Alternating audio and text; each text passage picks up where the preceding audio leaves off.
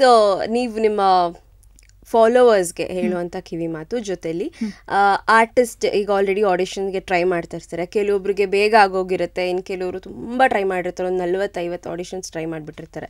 Select ಆಗಲ್ಲ ಅನ್ನುವಂಥ ಅದೊಂದು ಮೈಂಡ್ ಸೆಟ್ಟೇ ಬಂದುಬಿಡುತ್ತೆ. ಸೊ ಆ ಪಾಸಿಟಿವ್ ಮೈಂಡ್ ಸೆಟ್ಟೇ ಹೊಟ್ಟೋಗ್ಬಿಟ್ಟಿರುತ್ತೆ ಆಡಿಷನ್ ಅಟೆಂಡ್ ಮಾಡಿ ಮಾಡಿ ಮಾಡಿ. ಸೊ ಅವ್ರಿಗೆ ನಿಮ್ಮ ಕಿವಿ ಮಾತೇನು?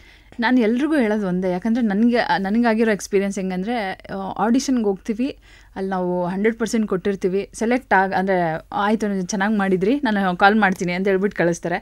ಮನೆಗೆ ಬಂದಮೇಲೆ ನಾವು ದೇವ್ರನ್ನೆಲ್ಲ ಬಿಡ್ಕೊ, ಅಯ್ಯೋ ಕಾಲ್ ಬರಲಿಗ್ರು ಅಂತೆಲ್ಲ ಕೇಳ್ಕೊತಾ ಇರ್ತೀವಿ. ಸ್ಟಾರ್ಟಿಂಗಲ್ಲಿಗೆ ಅನ್ಸೋದು ಯಾಕೆ ಬರ್ತಾ ಇಲ್ಲ, ಯಾಕೆ ನಾವು ಚೆನ್ನಾಗಿ ಮಾಡಿಲ್ವಾ ಅಂತೆಲ್ಲ ಅನ್ಸೋದು. ಬಟ್ ನನಗೆ ಇವಾಗ ಇಷ್ಟು ಎಕ್ಸ್ಪೀರಿಯೆನ್ಸಲ್ಲಿ ನಾನೇನು ಹೇಳ್ತೀನಿ ಅಂದರೆ, ಯಾವುದಕ್ಕೂ ತಲೆ ಕೆಡಿಸ್ಕೊಂಬೇಡಿ, ನಿಮಗೆ ಅಂತ ಇರೋದು ಬಂದೇ ಬರುತ್ತೆ. ನೀವು ಪ್ರಯತ್ನ ಪಟ್ಟರು ಸರಿ, ಇಲ್ಲ ಅಂದರೆ ನೀವು ಮನೇಲಿ ಹೊಚ್ಕೊಂಡು ಮಲ್ಕೊಂಡಿದ್ರು ನಿಮ್ಗೆ ಆಪರ್ಚುನಿಟಿ ನಿಮ್ಮದೇ ಅಂತ ಇದ್ದರೆ ಬಂದೇ ಬರುತ್ತೆ. ಜಾಸ್ತಿ ತಲೆ ಕೆಡಿಸ್ಕೊಂಬೇಡಿ. ನೀವು ನಿಮ್ಗೇನು ಬಂದಿದೆ ಅದು 100% ನೀವು ಮಾಡಿ, ಹಾರ್ಡ್ ವರ್ಕ್ ಮಾಡಿ, ಕಷ್ಟಪಟ್ಟು ಮಾಡಿ, ಅದಾದಮೇಲೆ ರಿಸಲ್ಟ್ಗೆ ನಮ್ಮ ದೇವ್ರಿಗೆ ಬಿಟ್ಬಿಡಿ, ನಿಮಗೆ ಕೊಡ್ತಾನೆ ಒಂದಿನ ಅಂತ ಹೇಳ್ತೀನಿ. ಆ್ಯಂಡ್ ಮ್ಯಾನಿಫೆಸ್ಟೇಷನ್ ಮಾಡ್ಕೊಳ್ಳಿ, ನಿಮ್ಗೇನು ಅನಿಸುತ್ತೋ ಅದನ್ನು ಮ್ಯಾನಿಫೆಸ್ಟ್ ಮಾಡಿಕೊಂಡ್ರೆ ಒಂದಲ್ಲ ಒಂದಿನ 10 ವರ್ಷ ಆದಮೇಲಾದರೂ ಅದು ನಿಮ್ಮ ಹತ್ರ ಬಂದೇ ಬರುತ್ತೆ ಅಂತ ನಾನು ಹೇಳ್ತೀನಿ. ಅದು that's what I believe. Okay, so ಆ ಮ್ಯಾನಿಫೆಸ್ಟೇಷನ್ ಪ್ಲಸ್ ಅದೊಂದು ನಂಬಿಕೆ. ಕಷ್ಟಪಡಿ, ಬಂದಿರೋ ಆಪರ್ಚುನಿಟಿನ ಯಾವತ್ತೂ ಚೇಸ್ ಮಾಡಬಾರ್ದು. ಅದಾಗೆ ಬರುತ್ತೆ ನಿಮಗೆ, ನಿಮ್ಮ ಡೆಸ್ಟಿನಿಲಿ ಅದು ಬರೆದಿದ್ರೆ 100% ಬರುತ್ತೆ. ಬಂದಾಗ ಬಿಟ್ಕೊಡ್ಬೇಡಿ, ಯಾರಿಗೂ ಬಿಟ್ಕೊಡ್ಬೇಡಿ, ಕಷ್ಟಪಟ್ಟು ಮಾಡಿ, ವರ್ಕೌಟ್ ಆಗುತ್ತೆ ಅಂತ ಅನಿಸುತ್ತೆ. ಯಾಕಂದರೆ ನಾನು ಅದನ್ನೇ ಮಾಡ್ಕೊಂಬಂದಿದ್ದು ಹಾಗೆ. ಸೊ ಶಾರ್ಟ್ ಮೂವಿ ಜಾನರಲ್ಲಿ ಅಮೃತಾಂಜನ್ ಒಂದು ಟ್ರೆಂಡ್ ಸೆಟ್ಟರ್ ಆಗಿತ್ತು ಅಂತ ನಾನು ಹೇಳಿದೆ. ಸೊ ಈಗ ಹಿಸ್ಟ್ರಿ ಸೆಟ್ ಮಾಡೋದಕ್ಕೆ ಹೊರಟಿದ್ದೀರಾ, ಅಮೃತಾಂಜನ್ ಫೀಚರ್ ಫಿಲ್ಮ್ ಅಂತ ಹೇಳ್ತಿದ್ದೀರಾ. 10 ನಿಮಿಷದ ಕಂಟೆಂಟ್ಗೆ ನಾವು ಅಷ್ಟು ದಿವಸಗಳ ಕಾಲ ರಿಹರ್ಸ್ ಮಾಡಿದ್ರಿ ಅಂತ ಹೇಳಿದ್ರಿ. ಸೊ ಸಿನಿಮಾ ಅಂದರೆ ಇನ್ನೂ ಹೆಚ್ಚಿನ ಅಂತಲೇ ಹೇಳೋಕ್ಕಾಗಲ್ಲ, ಆ ಪದನೇ ಬೆಳೆಸೋಕ್ಕಾಗಲ್ಲ ಅನಿಸುತ್ತೆ, ಅಷ್ಟು ರಿಹರ್ಸ್ ಮಾಡಿದ್ರಾ? ಹೇಗಿತ್ತು ಸಿನಿಮಾ ಎಕ್ಸ್ಪೀರಿಯನ್ಸ್? ಆ್ಯಂಡ್ ಸಿನಿಮಾ ಹೇಗಿದೆ? ಸಿನಿಮಾ ಈಗ ಅಮೃತಾಂಜನ್ ಅಂದರೆ ಎಲ್ಲ ಶಾರ್ಟ್ ಫಿಲ್ಮ್ ಅಂತ ಅನ್ಕೊತಾರೆ. ಇಲ್ಲ, ಶಾರ್ಟ್ ಫಿಲ್ಮ್ ಆಯಿತು, ಅದರಲ್ಲಿ ನೀವು ಸಾಕಷ್ಟು ಪ್ರೀತಿ ಕೊಟ್ರಿ. ಎಲ್ಲಿ ಹೋದರು, ಯಾವುದೇ ಪ್ರಾಜೆಕ್ಟ್ ಮಾಡಿದರು, ಯೂಟ್ಯೂಬಲ್ಲಿ ನಾವು ಶಾರ್ಟ್ ಫಿಲ್ಮ್ಸ್ ಬಂದರೆ ಕಮೆಂಟಲ್ಲಿ, ಗುರು ನೀವೆಲ್ಲ ಸಿನಿಮಾ ಮಾಡಬೇಕು, ನೀವೆಲ್ಲ ಸಿನಿಮಾ ಮಾಡೋರು, ನೀವು ಇಷ್ಟೊಂದು ಟ್ಯಾಲೆಂಟ್ ಇದೆ ಅಂತ ಕೇಳೋರು. ಸೊ ಅಷ್ಟು ನಾವು ಅಂದರೆ ಅವ್ರ ಸಪೋರ್ಟಿಂದ, ಅವ್ರು ಕೊಟ್ಟಿರೋ ಪ್ರೋತ್ಸಾಹದಿಂದ ನಾವು ಸಿನಿಮಾ ಮಾಡಿದ್ದೀವಿ. ಅದು ರಿಲೀಸ್ ಆಗ್ತಿರೋ ಥಿಯೇಟ್ರಲ್ಲಿ ಅನ್ನೋದನ್ನು ನಾವು ಜನಕ್ಕೆ ಎಷ್ಟು ನಾವು ರೀಚ್ ಮಾಡಿಸ್ತೀವೋ ಅಷ್ಟು ಜನ ಬಂದ್ಬಿಟ್ಟು ನಾವು ಅಂದರೆ ಸಪೋರ್ಟ್ ಮಾಡ್ತಾರೆ ಅಂತ ನಾನು ಅಂದ್ಕೊಂಡಿದ್ದೀನಿ. ಸೊ ಇವಾಗ ಅಮೃತಾಂಜನ್ ಸಿನಿಮಾ ಕಂಪ್ಲೀಟಾಗಿ ರೆಡಿಯಾಗಿದೆ, ಪೋಸ್ಟ್ ಪ್ರೊಡಕ್ಷನ್ ಎಲ್ಲ ಆಯಿತು, ರಿಲೀಸಿಗೆ ರೆಡಿ ಇದೆ. ಇವಾಗ ನಾವು ಡಿಜಿಟಲ್ ಪ್ರಮೋಷನ್ ಎಲ್ಲ ಸ್ಟಾರ್ಟ್ ಮಾಡಬೇಕು. ಆ್ಯಂಡ್ ನಾನೇನು ಬಿಲೀವ್ ಮಾಡ್ತೀನಿ ಅಂತಂದರೆ, ನಮಗೆ 10 ಮಿನಿಟ್ಸ್ ನೀವು ಹೇಳ್ದಂಗೆ ಆ ಕಂಟೆಂಟ್ಗೆ ಎಷ್ಟು ಸಪೋರ್ಟ್ ಮಾಡಿದರು. ಸೋಷಿಯಲ್ ಮೀಡ್ಯಾದಲ್ಲಿ ನೀವು ಯಾರ್ಯಾರು ಹೆಸರು ಮಾಡಿದ್ದಾರೆ, ಟ್ರೆಂಡಿಂಗಲ್ಲಿದ್ದಾರೆ, ಅಷ್ಟು ಜನನೂ ನೀವು ಅಮೃತಾಂಜನ್ ಸಿನಿಮಾದಲ್ಲಿ ನೋಡ್ತೀರಾ ಅಂತ ಹೇಳಕ್ಕೆ ಇಷ್ಟಪಡ್ತೀನಿ. ಅಷ್ಟು ಜನನೂ ಒಂದೊಂದು ಕ್ಯಾರೆಕ್ಟರ್ಸ್ ಪ್ಲೇ ಮಾಡಿದ್ದಾರೆ. ಆ್ಯಂಡ್ ಅದೇ ನೀವು ಹೇಳಿದ್ರಲ್ಲ, ಆಗಲೇ ನಾವು ಮಾತಾಡ್ತಾ ಇದ್ವಿ, ಹೊಸಬ್ರು ಸಿನಿಮಾನ ಜನ ಥಿಯೇಟ್ರಿಗೆ ಬಂದು ನೋಡ್ತಾರಾ ಅನ್ನೋದೊಂದು ಭಯ ಎಲ್ರಿಗೂ ಇದ್ದೇ ಇರುತ್ತೆ. ಬಟ್ ನಮಗೇನಂದರೆ ಜನ ನಮಗೆ ಸಾಕಷ್ಟು ಪ್ರೀತಿ ಕೊಟ್ಟಿರೋದ್ರಿಂದ ಎಲ್ಲೋದ್ರೂ ಅಷ್ಟು ಜನನೂ ಕಂಡುಹಿಡಿತಾರೆ.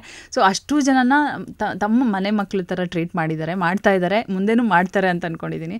ಸೊ ದಯವಿಟ್ಟು ನನ್ನ ಜನಕ್ಕೆ ಏನು ಕೇಳ್ಕೊಳ್ತೀನಿ ಅಂದರೆ, ನಿಮ್ಮ ಮನೆ ಮಕ್ಕಳು ಒಂದು ಪ್ರಯತ್ನ ಮಾಡಿದ್ದಾರೆ, ಕನ್ನಡದಲ್ಲೇ ಕನ್ನಡದ ಹುಡುಗರು ಎಲ್ಲರೂ ಸೇರಿಕೊಂಡು ಒಂದು ಅಮೃತಾಂಜನ್ ಅನ್ನೋ ಸಿನಿಮಾ ಮಾಡಿದ್ದಾರೆ. ಸೊ ಅದು ಥಿಯೇಟ್ರಲ್ಲಿ ರಿಲೀಸ್ ಆಗ್ತಿದೆ ಅಂದಾಗ ದಯವಿಟ್ಟು ಎಲ್ಲರೂ ಬಂದು ಥಿಯೇಟ್ರಲ್ಲೇ ಬಂದು ನೋಡಿ. ನಿಮ್ಗೆ ಇಷ್ಟ ಆದರೆ ಮಾತ್ರ ನೀವು ಬೇರೆಯವ್ರಿಗೆ ಹೇಳಿ, ಗುರು ಚೆನ್ನಾಗಿ ಮಾಡಿದ್ದಾರೆ, ಇವರು ಶಾರ್ಟ್ ಫಿಲ್ಮ್ಸ್ ಅಷ್ಟೇ ಅಲ್ಲ, ಇವರು ದೊಡ್ಡ ಸಿನಿಮಾನೂ ಮಾಡಬಲ್ಲರು ಅಂತ ಪ್ರೂವ್ ಮಾಡಿದ್ದಾರೆ ಅಂತ ನೀವೇ ಇನ್ನೊಬ್ರಿಗೆ ಹೇಳ್ತೀರಾ ಅಂತ ಗ್ಯಾರಂಟಿ ಕೊಡ್ತೀನಿ.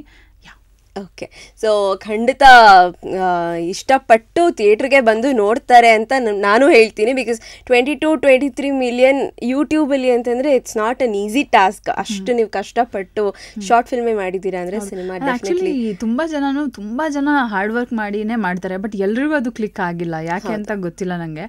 ಬಟ್ ಜನ ನಮ್ಗೆ ಅಷ್ಟು ಪ್ರೀತಿ ಕೊಟ್ಟಿದ್ದಾರೆ ಅಂದರೆ ಅದೇ ಪ್ರೀತಿನ ನಮಗೆ ಥಿಯೇಟ್ರಲ್ಲೂ ಬಂದು ಜನ ಆ ಪ್ರೀತಿ ನಮಗೆ ಕೊಡ್ತಾರೆ ಅನ್ನೋ ಭರವಸೆಯಲ್ಲೇ ನಾವು ಮಾಡಿದ್ವಿ. ಆ್ಯಂಡ್ ನಾವು ಶಾರ್ಟ್ ಫಿಲ್ಮ್, ದೊಡ್ಡ ಸಿನಿಮಾ ಯಾವುದು ನಾವು ಡಿಫ್ರೆನ್ಷಿಯೇಟ್ ಮಾಡಿಲ್ಲ, ನಾವು ಎಲ್ಲನೂ ಅಷ್ಟು ಕಷ್ಟಪಟ್ಟು ಮಾಡಿದ್ದೀವಿ. ಇನ್ನು ಸಿನಿಮಾ ಅಂದರೆ ತುಂಬ ರಿಹರ್ಸಲ್ ಮಾಡಿ, ಸೇಮ್ ಟೀಮ್ ನಾನು ಗೌರವ್ ಶೆಟ್ಟಿ ಪೇರಾಗೆ ಮಾಡಿದ್ದೀವಿ. ಅದರಲ್ಲಿ ತುಂಬ ಚೆನ್ನಾಗಿ ಬಂದಿದೆ. ನಮಗಂತೂ ನೋಡ್ತಿದ್ರೆ ತುಂಬ ನಗು ಬರ್ತಿದೆ. ಜನ ಮನೇಲಿ ಅದನ್ನು ಫೋನಲ್ಲಿ ನೋಡ್ತಾ ಇದ್ರು, ಇಷ್ಟು ದಿನ ಇಷ್ಟು ಸ್ಕ್ರೀನಲ್ಲಿ ನೋಡ್ತಾ ಇದ್ದವರು ಇವಾಗ ದೊಡ್ಡ ಸ್ಕ್ರೀನಲ್ಲಿ ನೋಡ್ತಾರೆ ಅನ್ನೋದೇ ಒಂದು ಖುಷಿ. 100% ಸಪೋರ್ಟ್ ಮಾಡ್ತಾರೆ ಅಂತ ಅಂದ್ಕೊಂಡಿದ್ದೀವಿ. ನಾವು ಮಾಡಿದ್ದೀವಿ ಅಂತ ಹೇಳಿ ನಾವು ಇಷ್ಟೇ ಹೇಳಿದ್ರೆ ಸಾಕಾಗಲ್ಲ, ನಾವು ಜನ ಮನೆಗೆ ಹೋಗ್ಬಿಟ್ಟು ಹೇಳಬೇಕು ದಟ್ ನಾವು ಸಿನಿಮಾ ಮಾಡಿದ್ದೀವಿ, ದಯವಿಟ್ಟು ನೀವು ಬಂದು ನೋಡಿ ಥಿಯೇಟ್ರಿಗೆ ಅಂತ. ಆ ಪ್ರಯತ್ನ ನಾವು ಖಂಡಿತ ಮಾಡ್ತೀವಿ. ಪ್ರಮೋಷನ್ ತುಂಬ ಚೆನ್ನಾಗಿ ಮಾಡಿ ಜನರನ್ನ ಮನೆಯಿಂದ ಕರ್ಕೊಂಡು ಹೋಗ್ಬಿಟ್ಟು ಸಿನಿಮಾ ತೋರಿಸ್ಬೇಕು ಅಂತ ನಾನಂತೂ ಖುಷಿಯಾಗಿ ಕಾಯ್ತಾ ಇದ್ದೀನಿ. ಓಕೆ, ಸೊ ನೀವಾಗಲೇ ಹೇಳಿದ್ರಿ ವರ್ಕ್ಶಾಪಲ್ಲಿ ನೀವು ಅನ್ಕೊಳ್ತಾ ಇದ್ರಿ ದಟ್ ಅಲ್ಲಿರುವಂಥ ನಿಮ್ಮ ಟೀಮ್ ಅವ್ರಿಗೆ ನಗು ಬಂತು ಅಂದರೆ ಡೆಫಿನೆಟ್ಲಿ ಜನ ನಗ್ತಾರೆ ಅಂತ. ಹೌದು. ಸೊ ನಾವು ಶಾರ್ಟ್ ಫಿಲ್ಮ್ ನೋಡಿ ಅಷ್ಟು ನಕ್ಕಿದ್ದೀವಿ, ಎಂಜಾಯ್ ಮಾಡಿದ್ದೀವಿ. ಇನ್ನು ಥಿಯೇಟ್ರಲ್ಲಿ ಅಂದರೆ ಆ ಎಕ್ಸ್ಪೀರಿಯನ್ಸ್ ಅದೊಂದು ಬೇರೆ ಒಂದು ಪ್ರಪಂಚನೇ. 3 ಅವರ್ ನಮ್ಗೆ ಯಾರು ಏನೂ ನೆನಪಿರೋದಿಲ್ಲ.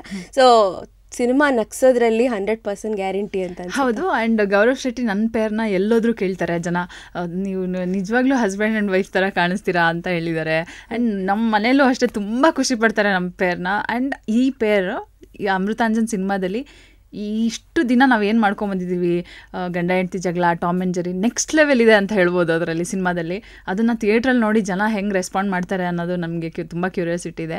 ನಮಗಂತೂ ಆ ಸಿನಿಮಾ ನಾನು ಅಂದರೆ ಪೋಸ್ಟ್ ಪ್ರೊಡಕ್ಷನ್ ಡಬ್ಬಿಂಗ್ ನೋಡ್ತಾ ಇರ್ತೀವಲ್ವ, ನಾವು ತುಂಬ ನಗ್ತೀವಿ. ನಾವು ಎವ್ರಿ ಟೈಮ್ ನೋಡಿದಾಗಲೂ ನಗ್ತಾ ಇರ್ತೀವಿ. ಸೊ ಜನರು ಬಂದು ನಗ್ತಾರೆ, ನೋಡ್ತಾರೆ, ನಮಗೆಲ್ಲ ಸಪೋರ್ಟ್ ಮಾಡ್ತಾರೆ ಅಂತ ಅಂದ್ಕೊಂಡಿದ್ದೀನಿ. ಓಕೆ, ಸೊ ಅಮೃತಾಂಜನ್ ಸಿನಿಮಾ ನೋಡಿ ಹೊಟ್ಟೆ ಹುಣ್ಣಾಗೋಷ್ಟು ನಗೋದ್ರಲ್ಲಿ ಡೌಟೇ ಇಲ್ಲ. All the very best cinema ಟೀಮ್ಗೆ ಅಂತ ಹೇಳ್ತಾ ನಮ್ಮ ನೆಕ್ಸ್ಟ್ ಪ್ರಶ್ನೆಗೆ ಹೋಗೋಣ. ಸೊ ನೀವು ಹೇಳಿದ್ರಿ ಇಷ್ಟು ದಿನ ಆ ಒಂದು ಸ್ಮಾಲ್ ಸ್ಕ್ರೀನಲ್ಲಿ ನೋಡ್ತಾ ಇದ್ದಿದ್ದು ಈಗ ಬಿಗ್ ಸ್ಕ್ರೀನಲ್ಲಿ ನೋಡ್ತಾರೆ, ಆ ಒಂದು ಎಕ್ಸೈಟ್ಮೆಂಟಲ್ಲಿ ವೆಯ್ಟ್ ಮಾಡ್ತಿದ್ದೀವಿ ಅಂತ ಹೇಳಿ. ಸೊ ನಿಮ್ಮನ್ನು ನೀವು ಮೊದಲು ಬಿಗ್ ಸ್ಕ್ರೀನಲ್ಲಿ ನೋಡಿದಾಗ ಆ ಎಕ್ಸ್ಪೀರಿಯನ್ಸ್ ಹೇಗಿತ್ತು? ಆ್ಯಂಡ್ ಅಲ್ಲಿ ಒಂದು ಬರುತ್ತೆ ಇಂಟ್ರೊಡ್ಯೂಸಿಂಗ್ ಅಂತ ಹೇಳಿ ಶ್ರೀಭವ್ಯ ಅಂತ ಬಂದಾಗ it will be great to watch. ಹೇಗೆ ಅನಿಸ್ತೆ ಎಕ್ಸ್ಪೀರಿಯನ್ಸ್?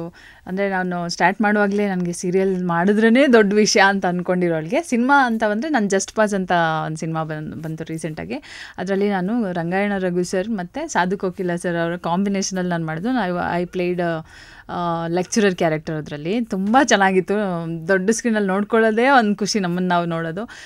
ತುಂಬ ಎಂಜಾಯ್ ಮಾಡಿದೆ. ಆ್ಯಂಡ್ ನನಗೆ ಫಸ್ಟ್ ಬಿಗ್ ಸ್ಕ್ರೀನ್ ಅಂದ್ರೇ ಸಾಧು ಕೋಕಿಲ ಸರ್ ಎಂತೆಂಥವ್ರ ಜೊತೆ ಆ್ಯಕ್ಟ್ ಮಾಡಿದ್ದಾರೆ. ರಕ್ಷಿತಾ ಮ್ಯಾಮ್, ರಮ್ಯಾ ಮ್ಯಾಮ್ ಎಲ್ಲ ಲೈನ್ ನೋಡಿಕೊಂಡು ಆ ಥರ ಮಾಡಿದ್ದೆ. ಸೇಮ್ ಕ್ಯಾರೆಕ್ಟರ್ ಅಂದರೆ ಇದರಲ್ಲಿ ಇದ್ದಿದ್ದು ನನಗೆ. ಅಂದರೆ ನನ್ನ ಹಿಂದೆ ಬರ್ತಾ ಇರ್ತಾರೆ ಹಿಂಗೆ ಲೈನ್ ಓಡ್ಕೊಂಡು, ಅದೆಲ್ಲ ನನಗೆ ಎಷ್ಟು ಪ್ರೌಡ್ ಫೀಲ್ ಆಗೋದಂದರೆ ನನಗೆ ಶೂಟಿಂಗ್ ಟೈಮಲ್ಲೇ ಐ ಫೀಲ್ ವೆರಿ ಬ್ಲೆಸ್ಡ್ ಅಲ್ವಾ ಅಂತ ಅನ್ಸೋದು. ಸೊ ರಂಗಾಯಣ ಸರ್ ಜೊತೆ ಎಷ್ಟೊಂದು ಅವ್ರು ಎಂಥ ಆ್ಯಕ್ಟರು, ಅವರಿಂದ ಕಲಿಯೋದು ತುಂಬ ಇತ್ತು. ಫಸ್ಟ್ ಟೈಮ್ ನನ್ನ ಸ್ಕ್ರೀನಲ್ಲಿ ನೋಡಿದಾಗ ನನಗೆ ಅನಿಸಿದೆ ಅಷ್ಟೇ, ಎಲ್ಲರೂ ಕರ್ಕೊಂಬಂದು ನನ್ನ ಸರೌಂಡಿಂಗಲ್ಲಿ ಇರೋರ್ನೆಲ್ಲ ಕರ್ಕೊಂಬಂದು ತೋರಿಸ್ಬೇಕು ಅಂತ. ಸೊ ಎಲ್ಲ ರಿಲೇಟಿವ್ಸ್ ಆಗಲಿ, ನನ್ನ ಫ್ಯಾಮಿಲಿ ಎಲ್ಲರೂ ಥಿಯೇಟ್ರಲ್ಲಿ ನಾನು ಬರ್ತಾಯಿದ್ರೆ ಎಲ್ಲರೂ ಕ್ಲೋಸ್ ಅಪ್ಪಲ್ಲಿ ಒಂದು ರಿಯಾಕ್ಷನ್ ಕೊಡೋರು ಅನ್ನೋ ಥರ. ಆ ಫೀಲ್ ಚೆನ್ನಾಗಿತ್ತು. ಓಕೆ, ಸೊ ನೀವಾಗಲೇ ಹೇಳಿದ್ರಿ ಟ್ರೋಲ್ಸ್ ಆ್ಯಂಡ್ ಮೀಮ್ಸ್ ಅಂದಿದ ತಕ್ಷಣ ನನಗೆ ಅವ್ರ ಮೇಲೆ ಒಂದು ರೀತಿ ಪ್ರೀತಿ ಇದೆ ಅಂತ ಹೇಳಿ. ಸೊ ಒಳ್ಳೆ ರೀತಿಲೂ ಟ್ರೋಲ್ ಮಾಡ್ಬೋದು ಅನ್ನೋದು ನನಗನ್ಸುತ್ತೆ ಅಂತ ಹೇಳಿ. ಸೊ ಈ ಟ್ರೋಲ್ಸ್ ಆ್ಯಂಡ್ ಮೀಮ್ ಪೇಜಸ್ ಅವ್ರಿಗೆ ನೀವೇನಾದ್ರು ಹೇಳ್ತೀರಾ ಅನ್ನೋಗಿದ್ರೆ ಎನಿ ಮೆಸೇಜ್? ಏನಂದರೆ ನಾನು ತುಂಬ ಪ್ಯಾಂಪರ್ಡ್ ಆಗಿ ನನ್ನ ಬೆಳೆಸಿದ್ದು. ನಾನು ಹೇಳಿದ್ನಲ್ಲ, ಮನೇಲಿ ನನ್ನ ಅಪ್ಬ್ರಿಂಗಿಂಗ್ ಹೆಂಗಿತ್ತು ಅಂದರೆ, ಹುಡುಗಿರು ನಮ್ಮ ಮನೆಗೆ ಬಂದ್ರೆ ನಮ್ಮ ಅಜ್ಜಿ ಕರ್ಕೊಂಡೋಗಿ ನಿನ್ನ ಮಾರ್ಬಿಡ್ತಾರೆ ಹುಷಾರು, ಆ ಥರ ಬೆಳೆಸಿರೋದು ನಮ್ಮನ್ನು. ಸೊ ನಾನು ಬಂದು ಕಂಪ್ಲೀಟ್ಲಿ ಲೈಕ್ ಆಪೋಸಿಟ್ ನನಗೆ ಇಂಡಸ್ಟ್ರಿ ಅಂತ ಹೇಳ್ಬೋದು. ತುಂಬ ಎಕ್ಸ್ಟ್ರೋವರ್ಡ್ಸಿಗೆ ತುಂಬ ಚೆನ್ನಾಗಿರುತ್ತೆ, ಬಟ್ ನನ್ನಂಥ ಇಂಟ್ರೋವರ್ಡ್ಸ್ಗೆ ಮಿಂಗಲ್ ಆಗೋದು ಸ್ಟಾರ್ಟಿಂಗ್ ಟ್ರಬಲ್ ಅಂತ ಹೇಳ್ತಾರಲ್ಲ, ಹಾಗೆ ಸ್ಟಾರ್ಟಿಂಗಲ್ಲಿ ಸ್ವಲ್ಪ ಅಡ್ಜಸ್ಟ್ ಆಗೋದು ಕಷ್ಟ ಆಗುತ್ತೆ. ಸೊ ನಮಗೆ ಸಡನ್ನಾಗಿ ಕರ್ಕೊಂಬಂದ್ಬಿಟ್ಟು ಹಿಂಗೆ ಫೀಲ್ಡಲ್ಲಿ ಹಿಂಗೆ ಬಿಟ್ಬಿಟ್ಟು ಫುಲ್ ಪ್ರಪಂಚ ನೋಡು ಅನ್ನೋ ಥರ ಇತ್ತು. ಸೊ ಟ್ರಾಲ್ಸ್ ಅಂದರೆ ಆಬ್ವಿಯಸ್ಲಿ ಗೊತ್ತಿತ್ತು ನನಗೆ ದಟ್ ಯಾರಾದರೂ ನಕ್ರ ಮಾಡಿದರೆ ಟ್ರಾಲ್ ಮಾಡೋದು ವಿಷಯ ಗೊತ್ತಿತ್ತು. ಬಟ್ ನಮಗೆ ಹೆಂಗೆ ಎಷ್ಟು ಪ್ರೀತಿ ಕೊಟ್ಟರು ಟ್ರಾಲ್ಸ್ ಅವರು ಅಂತಂದರೆ ಸೋಷಿಯಲ್ ಮೀಡಿಯಾದಲ್ಲಿ. ಫಾರ್ ಎಕ್ಸಾಂಪಲ್, ಇವಾಗ ನಾವು ಸ್ಟಾರ್ಟಿಂಗಲ್ಲಿ ಬಂದಾಗ ನಾವು ಜಾಸ್ತಿ ಮಾಡರ್ನ್ ಡ್ರೆಸ್ ಆ ಥರ ಎಲ್ಲ ಹಾಕ್ತಾ ಇರಲಿಲ್ಲ. ನಾನೇನಾದರೂ ಹಾಕಿದರೆ ನೀವು ನಂಬಲ್ಲ, ಟ್ರಾಲ್ ಪೇಜ್ ಅಡ್ಮಿನ್ಸೇ ಹೇಳ್ತಾರೆ, ಮ್ಯಾಮ್ ನೀವು ನಮ್ಮ ಮನೆ ಮಗಳು, ನೀವು ಏನು ಹಾಕಿದ್ರೂ ಚೆನ್ನಾಗಿ ಕಾಣ್ತೀರಾ, ಬಟ್ ನೀವು ಹಿಂಗೆ ಅನ್ನೋದು ನಮ್ಗೆ ಫಿಕ್ಸ್ ಆಗಿಬಿಟ್ಟಿದ್ದೀವಿ, ನೀವು ಹಿಂಗೆ ಇರಬೇಕು, ಆವಾಗಲೇ ಚಂದ ಅಂತ. ಅಂದರೆ ಹೆಂಗೆ ಅಂದರೆ it's like they are treating me like like sister ಥರ ಟ್ರೀಟ್ ಮಾಡ್ತಾರೆ. ನನಗೆ ಒಂಥರ ನೀವು ಕರೆಕ್ಟ್ ಅಲ್ವಾ, ಅವ್ರು ಹೇಳೋದ್ರಲ್ಲಿ ಏನು ತಪ್ಪಿದೆ ಅಂತ ನಾನು ಅದನ್ನು ಫಾಲೋ ಮಾಡ್ತೀನಿ. ಸೊ ಅಷ್ಟೊಂದು ಪ್ರೀತಿ ಟ್ರಾಲ್ಸ್ ಅವರಾಗಲಿ ಜನರಾಗಲಿ ಕೊಡೋದು ಇಟ್ಸ್ ಅ ಗ್ರೇಟ್ ಥಿಂಗ್ ಅಂತ ಹೇಳ್ಬೋದು. ಯಾರಿಗೋ ಯಾಕೆ ಹೋಗಿ ಹೇಳ್ತಾರೆ ಅಲ್ವಾ, ಹೋಗ್ಬಿಟ್ಟು ನೀವು ಹಿಂಗೇರಿ ಹಂಗೇರಿ ಅಂತ ಹೇಳಲ್ಲ. ಅಷ್ಟು ಪೊಲೈಟಾಗಿ ನಮಗೆ ಟಿಪ್ಸ್ ಕೊಟ್ಟಾಗ ನನಗೆ ಐ ಫೀಲ್ ಲೈಕ್ ನಮ್ಮ ಅಣ್ಣನೇ ಹೇಳ್ತಿದ್ದಾನೆ ಅನ್ನೋ ಥರ ನಾನು ಅಷ್ಟೇ ಗೌರವ ಕೊಟ್ಟು ಮಾಡ್ತೀವಿ. ಯಾಕಂದರೆ ನಾವು ಇಲ್ಲಿವರೆಗೂ ಬರೋಕ್ಕೆ ಜನರಿಗೆ ರೀಚ್ ಮಾಡಿಸೋದೇ ಒಂದು ದೊಡ್ಡ ವಿಷಯ. ಇವಾಗ ನಾವು ಸಿನಿಮಾ ಮಾಡ್ಬೋದು, ಆದರೆ ನಾವು ಮಾಡಿದ್ದೀವಿ ಅಂತ ಹೆಂಗೆ ಗೊತ್ತಾಗುತ್ತೆ ಜನಕ್ಕೆ? ಅವರೇ ಅಲ್ವಾ ನಮಗೆ ರೀಚ್ ಮಾಡಿಸೋದು, ಅವರಾಗಲಿ ಸೋಷಿಯಲ್ ಮೀಡಿಯಾ ಆಗಲಿ ಪ್ರಮೋಷನ್ಸು ಇದೆ ಅಲ್ವಾ. ಸೊ ಅವರು ಅದು ತುಂಬ ಪಾತ್ರ ವಹಿಸ್ತಾರೆ ಅಂತ ಹೇಳ್ಬೋದು. ಸೊ ಅವ್ರು ನಮಗೆ ಮನೆ ಮಕ್ಳ ಥರ ಒಂದು ಸಿಸ್ಟರ್ ಥರ ಟ್ರೀಟ್ ಮಾಡ್ತಿದ್ದಾರೆ ಅಂದರೆ ನಾನು ನಿಜವಾಗ್ಲೂ ರೆಸ್ಪೆಕ್ಟ್ ಮಾಡ್ತೀನಿ. Thank you so much to all the troll pages. Okay, so childhood ಬಗ್ಗೆ ಹೇಳಿದ್ರಿ, ಕಾಲೇಜ್ ಬಗ್ಗೆ ಹೇಳಿದ್ರಿ.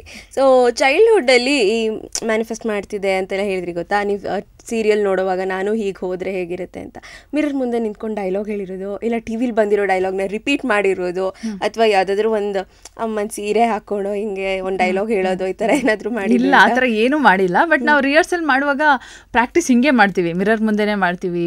ಆಮೇಲೆ ವಿಡಿಯೋ ನಾವು ಅಂದರೆ ಕ್ಯಾಮ್ರಾ ಮುಂದೆ ಎಲ್ಲ ಮಾಡಲ್ಲ, ಫೋನಲ್ಲೇ ತೆಗೆದ್ಬಿಟ್ಟು ನಮ್ಮ ಎಕ್ಸ್ಪ್ರೆಷನ್ ಹೆಂಗಿದೆ ಅದೆಲ್ಲ ಮಾಡ್ತೀವಿ. ಅಲ್ಲೇನಾದ್ರು ಚೆನ್ನಾಗಿ ಬಂದಿಲ್ಲ ಅಂದರೆ ಮನೆಗೆ ಬಂದು ಮಿರರ್ ಮುಂದೆ ಅಯ್ಯೋ ಯಾಕೆ ಬರ್ತಿಲ್ಲ. ಆಮೇಲೆ ಮನೇಲಿರೋರಿಗೆಲ್ಲ ನೆಮ್ಮದಿಯಾಗಿರೋಕ್ಕೆ ಬಿಡಲ್ಲ ನಾನು.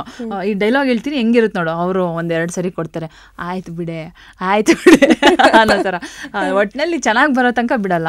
ನಮ್ಮ ಡೈರೆಕ್ಟರ್ಸ್ ಹೆಂಗೆ ಅಂದರೆ ಎಲ್ಲ ಹಿಂಗೆ ಬರಬೇಕು, ಸೆಟಲ್ಡ್ ಆ್ಯಕ್ಟೇ ಬೇಕು. ನೀವು ನೋಡಿರ್ಬೋದು ನಮ್ಮ ಶಾರ್ಟ್ ಫಿಲ್ಮ್ಸಲ್ಲೆಲ್ಲ ಯಾರು ಓವರ್ ಆ್ಯಕ್ಟಿಂಗ್ ಮಾಡೋದೇ ಇಲ್ಲ, ಅಬ್ಸರ್ವ್ ಮಾಡಿದ್ದೀರಾ? ಸೊ ಇದು ಒಂದು ರೀಸನ್ನೇ ಜನ ಯಾಕೆ ನಮ್ಮನ್ನ ಇಷ್ಟಪಡ್ತಾರೆ ಅನ್ನೋದು. ಓವರ್ ಆ್ಯಕ್ಟ್ ಎಕ್ಸಾಜುರೇಟ್ ಮಾಡಿದ್ದೆ, ಬರೀ ಕಣ್ಣಲ್ಲೇ ಮಾತಾಡ್ತೀವಿ, ಆ ಎಕ್ಸ್ಪ್ರೆಷನ್ಸ್ ಎಲ್ಲ, ಇದು ಅದರಿಂದ ತುಂಬ ವರ್ಕ್ ಮಾಡಿರ್ತೀವಿ ಅಂತ ಹೇಳ್ಬೋದು. ಅದರಿಂದ ನೀವು ಈ ಥರ ಸೆಟಲ್ಡ್ ಆ್ಯಕ್ಟ್ ಕಲ್ತ್ರೆ ನೀವು ಎಲ್ಲೋದ್ರೂ ನೀವು ದೊಡ್ಡ ಸ್ಕ್ರೀನ್ ಆಗಲಿ. ಇವಾಗ ನೋಡಿ, ನನಗೆ ಅನ್ಎಕ್ಸ್ಪೆಕ್ಟೆಡ್ಲಿ ನನಗೆ ಸಿನಿಮಾ ಆಫರ್ಸ್ ಬರ್ತಾ ಇರೋದು, ಸೀರಿಯಲ್ಲು, ಮತ್ತು ತುಂಬ ದೊಡ್ಡ ಆ್ಯಕ್ಟರ್ಸ್ ಮುಂದೆ, ತುಂಬ ಸೀನಿಯರ್ ಆರ್ಟಿಸ್ಟ್ ಮುಂದೆ ಎಲ್ಲ ನಾವು ಹೋಗ್ಬಿಟ್ಟು ನಿಂತ್ಕೊಂಡು ಅವ್ರಿಗೆ ಬೈಯೋದಾಗಲಿ ಈ ಥರ ಎಲ್ಲ ಇದ್ದಾಗ ತುಂಬ ಕಾನ್ಷಿಯಸ್ ಆಗಲ್ಲ. ಯಾಕಂದರೆ ನನಗೆ ಈ ಥರ ಒಂದು ಆ್ಯಕ್ಟಿಂಗ್ ಟೀಮ್ ಹಂಗಿತ್ತು. ಸೊ ನಾನು ಕಂಪ್ಲೀಟ್ಲಿ ಈ ಕ್ರೆಡಿಟ್ನ ನಾನು ನಮ್ಮ ಟೀಮ್ಗೆ ಕೊಡ್ತೀನಿ. ಯಾಕಂದರೆ ನನಗೆ ಆ್ಯಕ್ಟಿಂಗ್ ಕಲಿಯೋಕ್ಕೆ ಇದೊಂಥರ ಒಂದು ಇನ್ಸ್ಟಿಟ್ಯೂಟ್ ಥರ ನನಗೆ ಟ್ರೈನ್ ಮಾಡಿದ್ದಾರೆ. ಸೊ ನನಗೆ ಇವಾಗ ಯಾರೇ ಆಗಲಿ ಅಂದರೆ ಕಾನ್ಫಿಡೆನ್ಸ್ ಇಂಪಾರ್ಟೆಂಟ್. ನಾನು ಅದೇ ಯಂಗ್ಸ್ಟರ್ಸ್ಗೆ ಅದೇ ನಾನು ಹೇಳ್ತೀನಿ.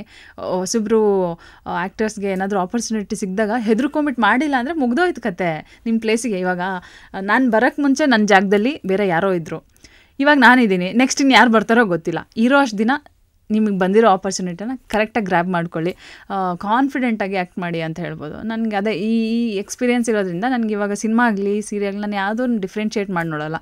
ನನ್ನ ಆ್ಯಕ್ಟಿಂಗ್ ನಾನು ಮಾಡ್ತೀನಿ, ದಿಸ್ ಈಸ್ ಮೀ ಅಂತ ಕಾನ್ಫಿಡೆಂಟಾಗಿ ಮಾಡ್ತೀನಿ ಅಂದರೆ ನಮ್ಮ ಟೀಮೇ ರೀಸನ್ ಇದಕ್ಕೆ. Yes, so do your job and ಉಳಿದಿದ್ದೇನೆಲ್ಲ ದೇವ್ರಿಗೆ ಬಿಟ್ಬಿಡಿ, ಜನರಿಗೆ ಬಿಟ್ಬಿಡಿ. ಅದು ಸಿಕ್ಕಿರೋದು ಮಾತ್ರ ಹೆದರ್ಕೊಂಡು ಅಯ್ಯೋ ನನ್ನ ಕೈಲಿ ಆಗ್ತಿಲ್ಲ ಅಂದರೆ ಆಗಲ್ಲ. ಅದು ಆಗುತ್ತೆ ಅಂತ ಹೇಳಿ your subconsciously like telling this to your subconscious mind ಅಲ್ವಾ. ಸೊ ಯಾವಾಗಲೂ ಪಾಸಿಟಿವ್ ಆಗೇ ಇರಬೇಕು. ಇವಾಗ ನಾನು ಸ್ವಲ್ಪ ಬುಕ್ಸ್ ಎಲ್ಲ ಓದೋಕ್ಕೆ ಸ್ಟಾರ್ಟ್ ಮಾಡ್ತಾ ಇದ್ದೀನಿ. ಸೊ ಇದೆಲ್ಲ ತಿಳ್ಕೊಂಡು ನೆಗೆಟಿವ್ ಆಗಿ ಯಾವತ್ತೂ ಮಾತಾಡಬಾರ್ದು ನಮ್ಮ ಬಗ್ಗೆ. ನನ್ನ ಕೈಲಿ ಆಗಲ್ಲ ಗುರು, ನನಗೆ ಯಾಕೋ ಕಷ್ಟ ಆಗ್ತಿದೆ, ನಾನು ಯಾಕೋ ಸರಿ ಇಲ್ಲ ಅಂತಂದರೆ ನಿನಗೆ ಅದು subconscious mind is like a baby ಅಲ್ವಾ. ಅದೇ ಏನು ಹೇಳಿದ್ರು ಅದನ್ನು ಅದು ಫೀಡ್ ಮಾಡ್ತಾ ಇರುತ್ತೆ, ಲೈಕ್ ತೊಗೋತಾ ಇರುತ್ತೆ. ಸೊ ನೀವು ಯಾವತ್ತೂ ಒಳ್ಳೆಯದೇ ಮಾತಾಡಿ, ನನ್ನ ಕೈಯಲ್ಲಿ ಆಗುತ್ತೆ ಅನ್ನಿ. ಯಾರ ಮುಂದೆ ಆದರೂ ಹೋಗ್ಬಿಟ್ಟು ನೀವು ಆ್ಯಕ್ಟ್ ಆಗಲಿ, ಇದೇ ಫೀಲ್ಡ್ ಅಂತಲ್ಲ, ಎಲ್ಲ ಫೀಲ್ಡಲ್ಲೂ ಅಷ್ಟೇ. You have to be very strong and confident about everything. Yes, ತುಂಬ ಒಳ್ಳೆ ಮೆಸೇಜ್ ಕೊಟ್ರಿ. ಆಕ್ಚುಲಿ ಆ ಅವಕಾಶ ಅನ್ನೋ ಡೋರ್ ಓಪನ್ ಆದಾಗ ತುಂಬಾ ಜನ ಅದಕ್ಕೆ ಬೆಲೆ ಕೊಡೋದಿಲ್ಲ. ಹೌದು, ಬಂದಾಗ ಪಾಲಿಗೆ ಬಂದಿದ್ದು ಪಂಚಾಮೃತ, ಅದನ್ನ ನೀವು ಕಾನ್ಫಿಡೆಂಟ್ ಆಗಿ ನೀವು ಕಷ್ಟಪಟ್ಟು ಮಾಡಿಲ್ಲ ಅಂದರೆ ನಿಮ್ಗೆ ಅದು ವೇಸ್ಟ್. ನೆಕ್ಸ್ಟ್ ಯಾರೋ ಬಂದ್ಬಿಟ್ಟು ಗ್ರ್ಯಾಬ್ ಮಾಡ್ತಾರೆ ಅದು ಆಪರ್ಚುನಿಟಿ ಅಲ್ವಾ. ಸಿಕ್ತಾಗ ಚೆನ್ನಾಗಿ ಮಾಡ್ರಿ, ಆಮೇಲೆ ನೋಡ್ಕೊಳ್ರಿ ಅಂತ. ಸೊ ನಿಮ್ಮನ್ನ ತುಂಬಾ ಇಷ್ಟಪಡುವಂಥ ಫಾಲೋವರ್ಸ್ಗೆ ನಿಮ್ಮ ಮಾತು?